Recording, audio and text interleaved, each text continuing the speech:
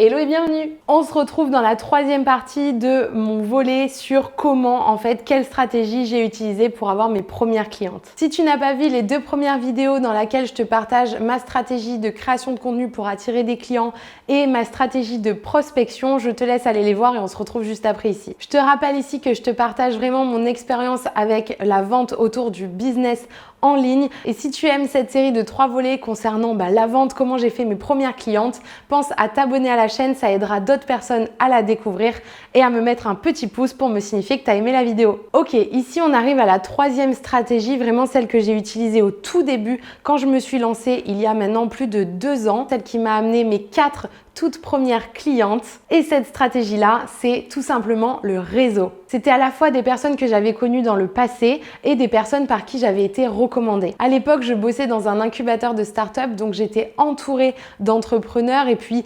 d'intervenants qui venaient au sein de l'incubateur, d'autres personnes qui bossaient dans les structures d'accompagnement. Donc vraiment, la majorité de mon réseau entrepreneurial vient de là. Mais je n'avais encore jamais lancé moi-même de projet entrepreneurial.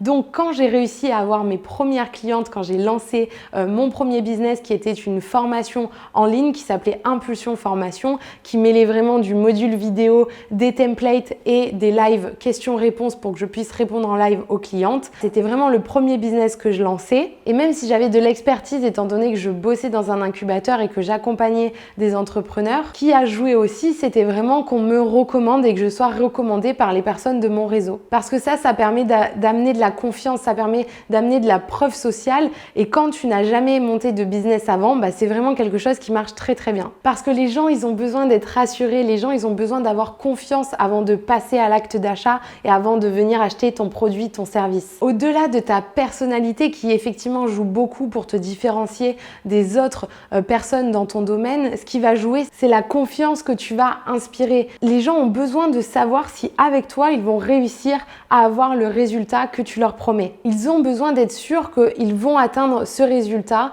ce qu'ils sont venus chercher en achetant chez toi. C'est normal, c'est humain, on a tous besoin en fait d'avoir confiance avant de passer à l'acte d'achat. Réfléchis toi-même les investissements que tu as déjà fait pour ton business, tu t'es posé la question. Tu avais besoin d'être sûr que cette personne allait t'aider et avait la bonne solution pour toi. Et donc, c'est pour ça que le bouche à oreille, la recommandation, ça marche hyper bien parce que quand la personne vient à toi, en fait, tu as déjà gagné 90% de sa confiance. Tout ce qu'il te reste à faire ensuite, c'est d'être aligné dans tes bottes et d'avoir une offre qui lui correspond et de réussir à la faire passer à l'acte d'achat. Donc, c'est indispensable que tu arrives à embarquer ton réseau avec toi, qui comprenne ce que tu fais pour qu'il puisse te permettre d'avoir tes premières clientes et puis par la suite aussi de réussir à augmenter ton chiffre d'affaires. Donc, je vais te donner quelques actions très concrètes que tu peux mettre en place pour vraiment impliquer ton réseau dans ta stratégie commerciale. Déjà, la première chose très concrète que tu peux faire, c'est leur en parler. Je sais, ça paraît très simple, mais souvent, c'est même pas quelque chose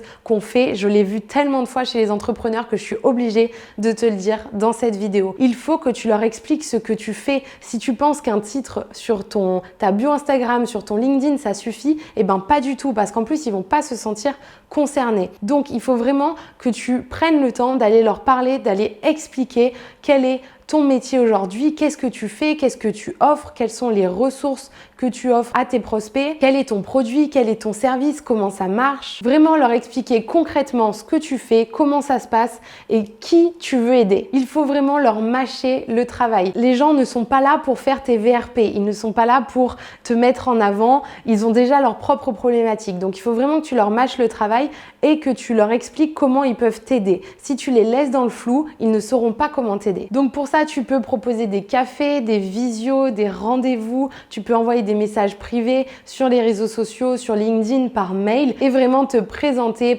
ce que tu fais, présenter ton activité, présenter les résultats auxquels peuvent accéder les personnes qui feront appel à toi et comment ils peuvent t'aider là aujourd'hui. Fais bien sûr des messages personnalisés, petit effort pour gros résultats. Si tu envoies des messages génériques, clairement ça ne marchera pas.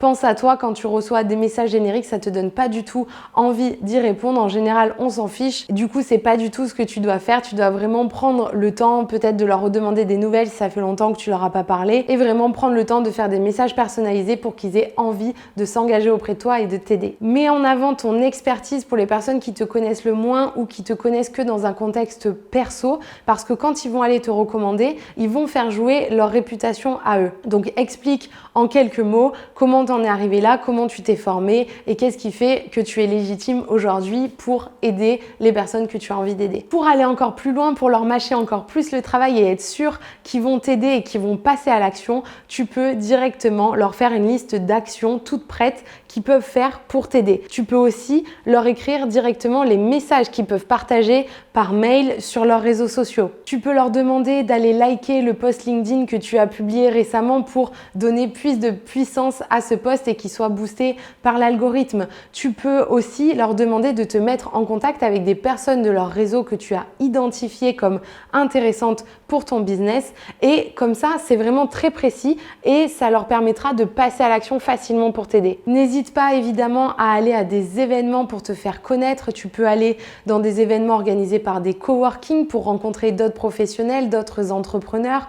Tu peux aussi aller à des événements organisés par ta ville, par ta région. Si ça t'intéresse que je te donne des tips pour être à l'aise dans ce genre de situation, dans ce genre d'événement, dis-le moi en commentaire, je te ferai une vidéo. Et évidemment, dans ce genre d'événement, vraiment n'hésite pas à suivre ces personnes-là sur les réseaux sociaux et n'attends pas que ce soit elles qui le fassent. Sors directement ton téléphone pour rester en contact avec cette personne. Et enfin, ce que tu peux faire aussi pour étraîner un petit peu ton réseau, c'est leur demander si tu peux intervenir dans leur structure, si bien évidemment ça a un rapport avec ton business et vraiment d'aller directement te présenter dans ces structures-là. Je pense par exemple à ce qu'on faisait nous à l'incubateur.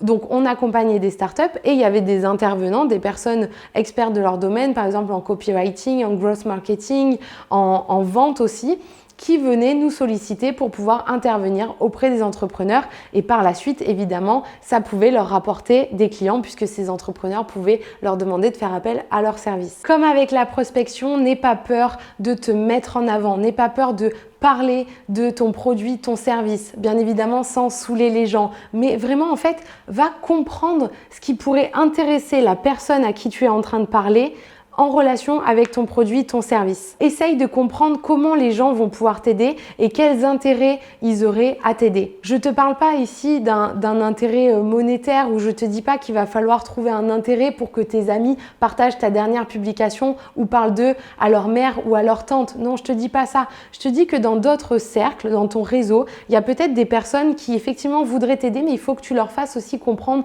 pourquoi et comment ils peuvent le faire de manière facile pour eux. Parce que, encore une fois, tout le monde a ses propres problématiques. Peut-être que ça fait déjà 3-4 personnes qui leur disent de mettre en relation avec telle personne. Donc toi, pourquoi ils devraient le faire? Mets-toi dans leur basket. Essaye de comprendre quel serait leur intérêt pour pouvoir le mettre en avant et qu'ils passent à l'action plus rapidement. Comprendre la psychologie humaine, ça va vraiment t'aider à améliorer tes relations, mais aussi à améliorer ton chiffre d'affaires. L'empathie, c'est vraiment une des clés de réussite dans le business, que ce soit pour te mettre à la place de tes clients ou que ce soit pour te mettre à la place des personnes que tu as envie d'embarquer au sein de ton business. Bien sûr, la plupart des gens vont être ravis de pouvoir te rendre service et vont être ravis de pouvoir être utiles. Simplement, si tu penses à des personnes que ça t'effraie un peu peut-être de solliciter pour demander, justement, est-ce qu'ils peuvent te mettre en relation avec quelqu'un? Est-ce qu'ils peuvent t'inviter à tel événement ou tel événement? Essaye de voir comment tu peux amener ta demande. Essaye de voir quelle proposition tu peux amener. Essaye de voir quel intérêt cette personne aurait à te dire oui. Et tu vas voir que ça va considérablement augmenter tes chances de réussite. Et si tu as envie d'embarquer encore plus les gens autour de toi, d'être charismatique, d'être lumineuse, d'être quelqu'un avec qui on a envie de passer du temps, quelqu'un de rayonnante, je t'invite à aller voir la vidéo que j'ai fait à ce sujet. Et si tu as aimé encore une fois cette série de vidéos en 3 parties, dis-le moi dans les commentaires, mets-moi un petit pouce pour me le signifier et pense à t'abonner à la chaîne pour aider d'autres personnes à découvrir ces vidéos. Et je te retrouve tout de suite dans la vidéo comment être rayonnante et attirer les autres à toi. À tout de suite!